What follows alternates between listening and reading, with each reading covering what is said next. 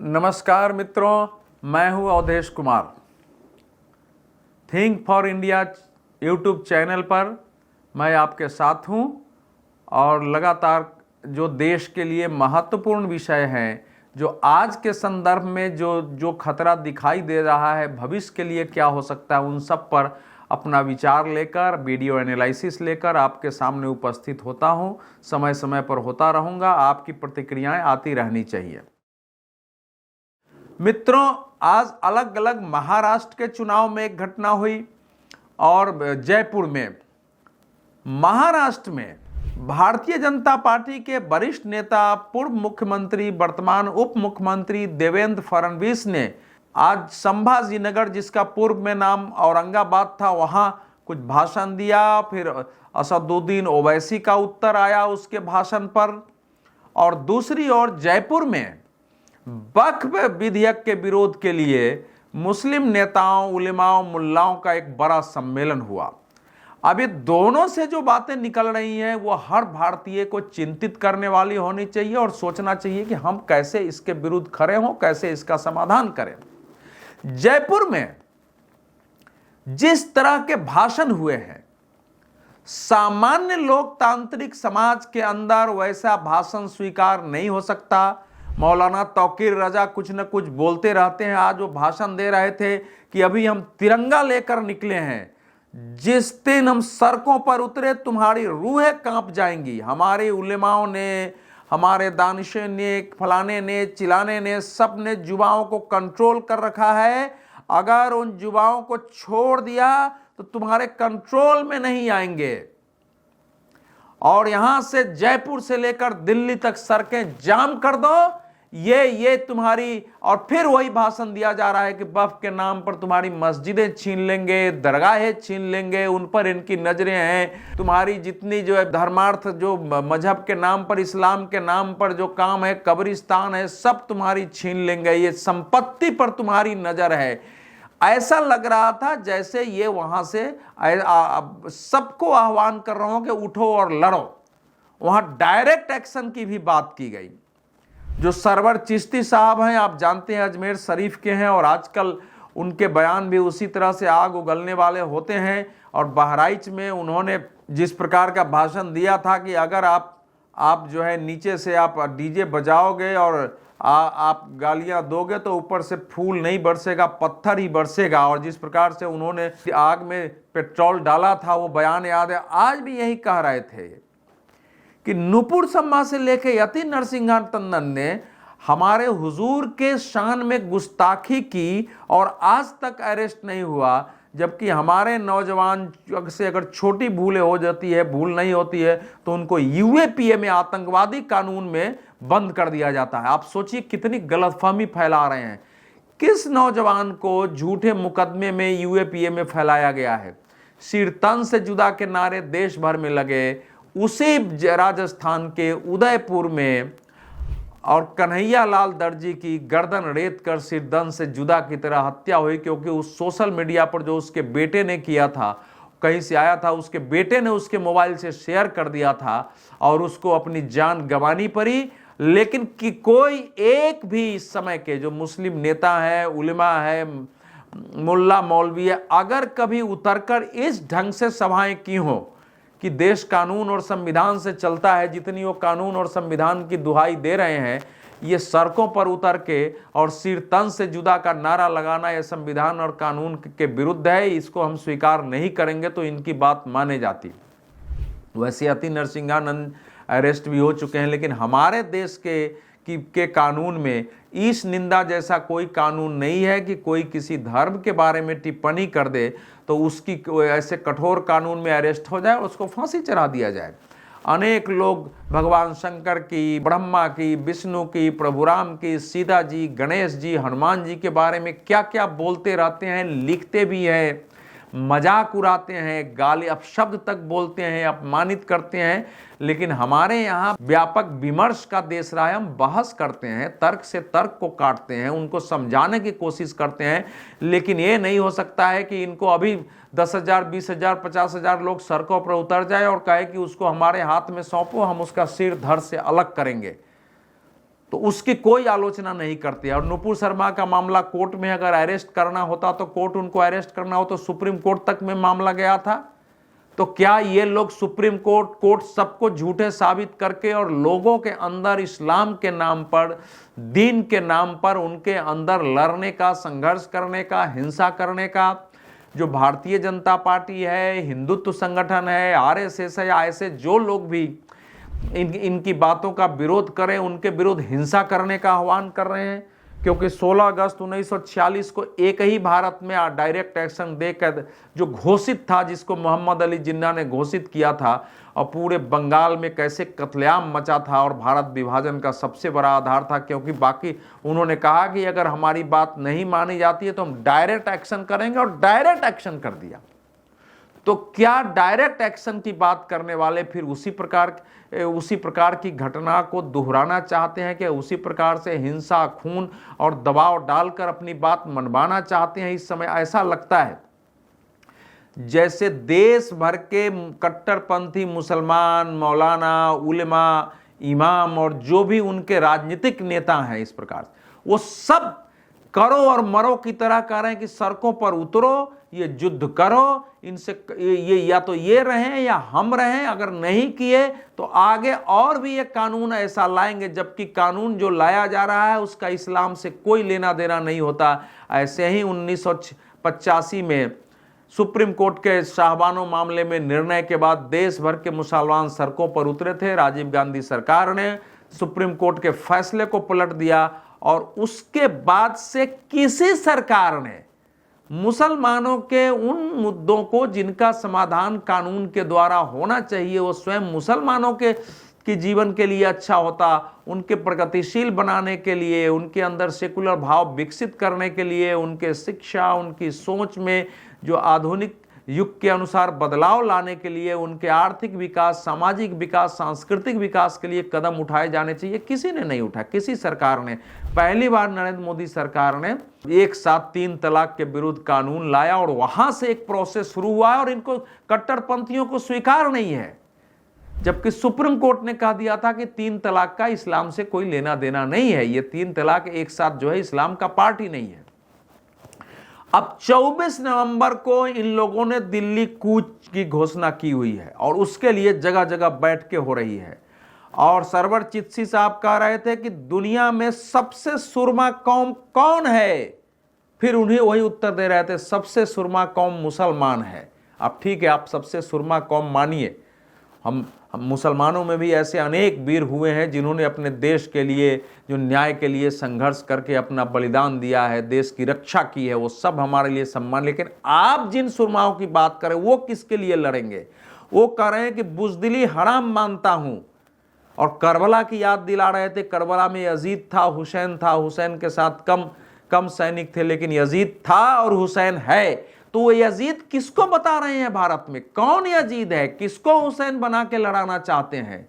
तो खतरनाक खेल देश में शुरू हो गया है। वक्फ विधेयक से इस्लाम का कोई लेना देना नहीं है, बल्कि सच तो यह है कि इस देश के शक्तिशाली बाहुबली मुसलमानों ने जो गरीब के सामाजिक कार्यों के लिए, उनके धार्मिक कार्यों के लिए, उनकी सेवा के लिए जो वक्फ की संपत्तियां थी, उनको हड़प के और लोगों ने जगह जगह उस पर कब्जा करके उनका व्यक्तिगत व्यावसायिक इस्तेमाल किया हुआ है। और उन्हीं लोगों को डर है कि अगर वक्फ का ये कानून पारित हो गया तो हमारी हैसियत नीचे आ जाएगी। मेरा अपना मानना है कि भारत जैसे देश में वक्फ कानून की कोई आवश्यकता ही नहीं है। सरकार संशोधन की बजाय इसको कंप्लीट स्क्रैप करे, वक्फ बोर्ड समाप्त होना चाहिए, वक्फ बोर्ड होना ही नहीं चाहिए। क्योंकि जब एक बार आप पार्लियामेंट को घोषित कर देंगे, जब आपको सुप्रीम कोर्ट भी घोषित हो जाएगा और जो भी जगह होती है आपका सब हो गया, तो फिर तो सबय भूमि इस्लाम की वाली बात हो जाएगी। जो पहले से कहा जा रहा है गजवाए हिंद की, पहले आप बताते रहे कि ये जमीन हमारी है, ये जमीन हमारी है, ये जमीन हमारी है, करते करते आप संपूर्ण भारत की जमीन अपनी घोषित करें, कहे कि यहाँ रहे कोई भी, ये तो अब जो है गजवाए हिंद हो चुका है या दारुल हरब से दारुल इस्लाम बन चुका है।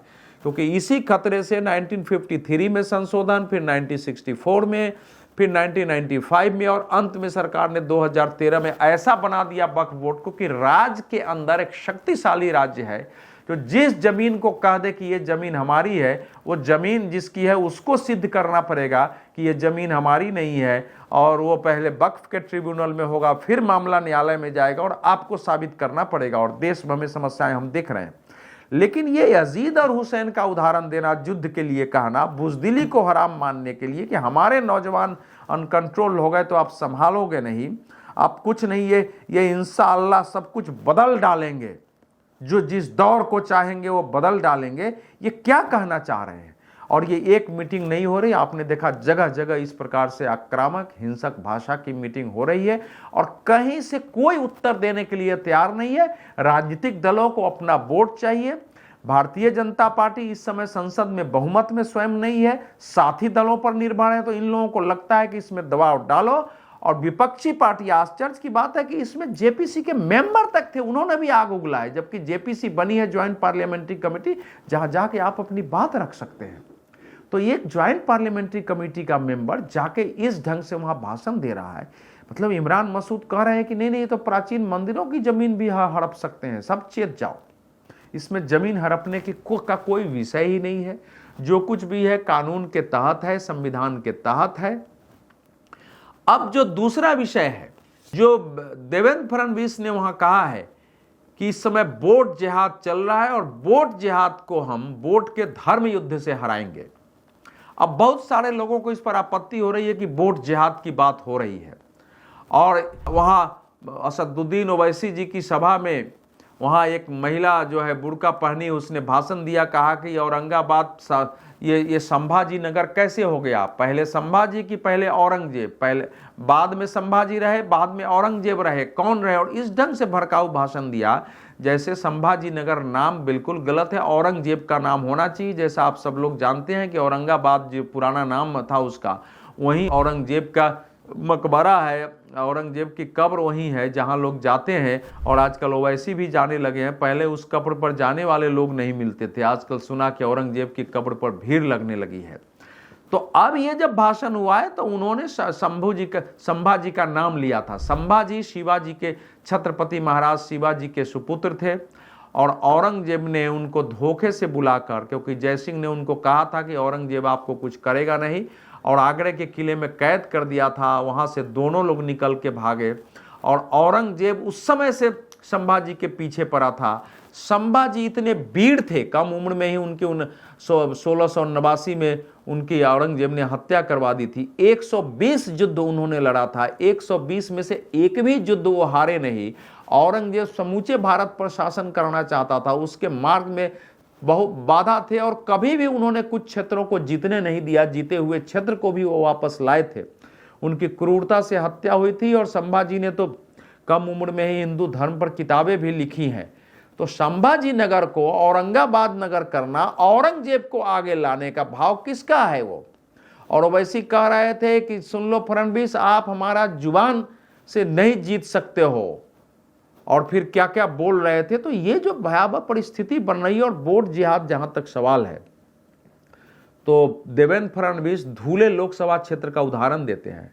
और ये बात सही है कि धूले लोकसभा क्षेत्र के 4 विधानसभाओं में भारतीय जनता पार्टी के जो कैंडिडेट थे वो करीब 1.25 लाख के आसपास वोट से आगे थे।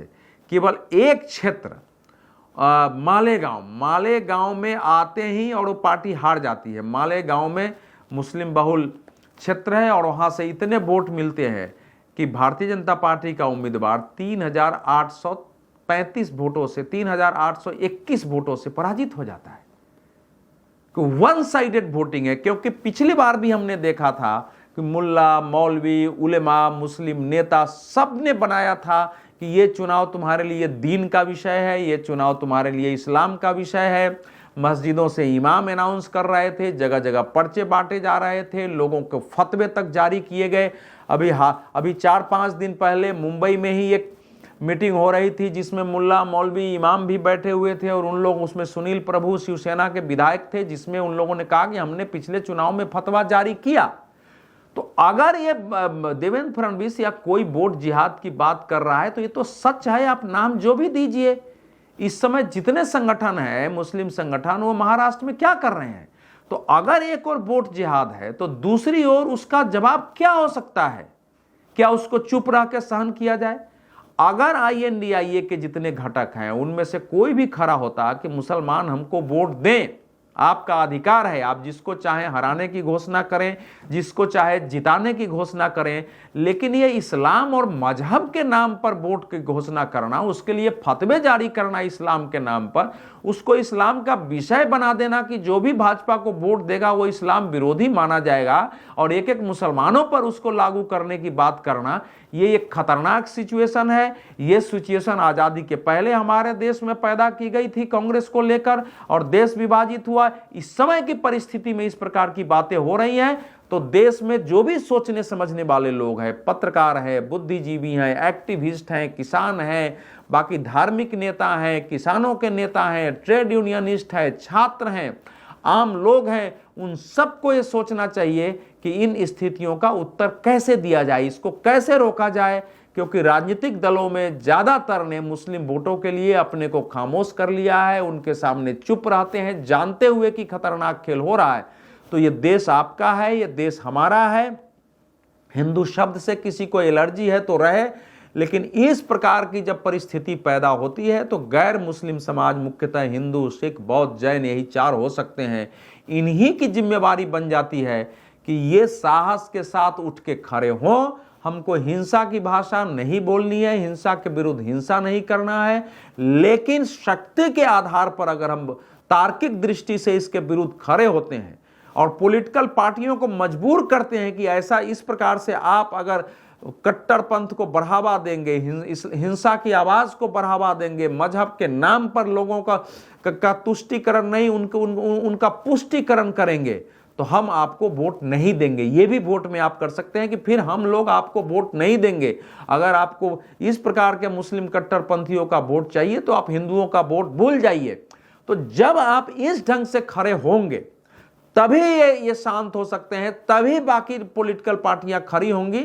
नहीं तो वोट के लिए जिस हालत में देश को पहुंचा दिया है वह देखकर किसी भी विवेकशील व्यक्ति का हृदय कांप जाता है। ये डर पैदा करता है कि हमारा देश इस कट्टरपंथ में राजनीतिक वोटवाद में कहां जा रहा है। बहुत बहुत धन्यवाद। आप देखते रहिए और अपनी प्रतिक्रियाएं देते रहिए।